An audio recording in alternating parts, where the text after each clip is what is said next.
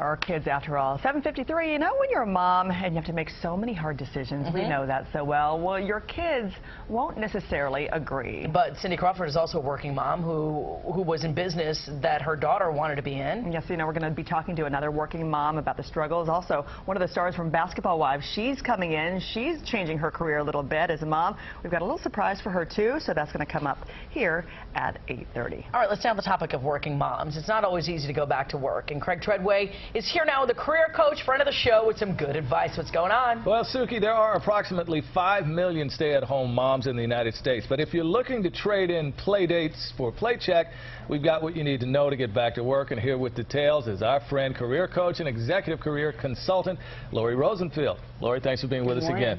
All right, let's get right to it. What would you say is the biggest challenge for women, facing women, rather, who have left the workforce to raise kids and now they want to come back? The biggest challenge is a crisis in confidence.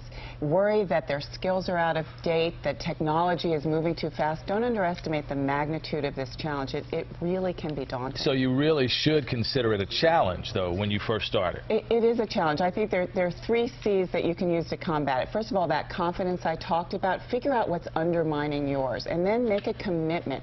Understand that this can take up to a year once you've decided to go back to work to make it happen, so you've got to stick with it. And then creativity.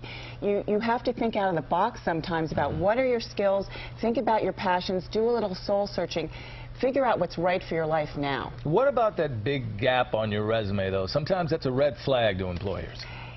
You have to embrace it. You have to tackle it head on. You know what? I don't know about you, but I don't know too many stay-at-home moms who are sitting on the couch 24 hours a day. They're volunteering. They're doing work that's not paid, and they're getting transferable skills doing that work.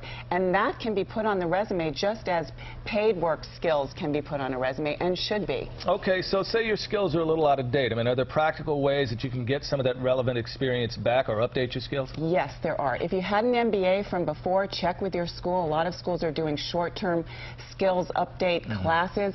Companies are offering what they're calling returnships or internships. Don't be intimidated if you think you're too old. You know what?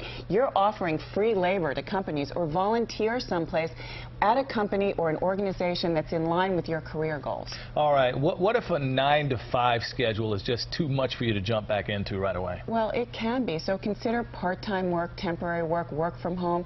I recently saw a great website called HireMyMom.com, and they aggregate opportunities for working from home. And also, Working Mother magazine publishes the 100 best companies to work for working mothers. Okay. If you've been out of the game for a while, should you expect that you're not going to make as much money as you did before?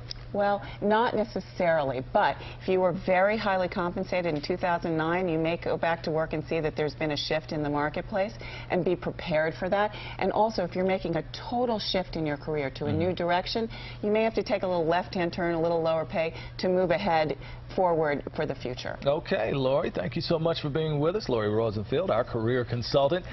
Now, need a resume makeover, help with interviewing, direction in finding another job? Well, we want to help. You can log on to pix11.com/morningnews and look for this story where you can email us your career questions, and Laurie could help you right here on the Morning News. Guys, we'll send it back to you. All right, thank you so much.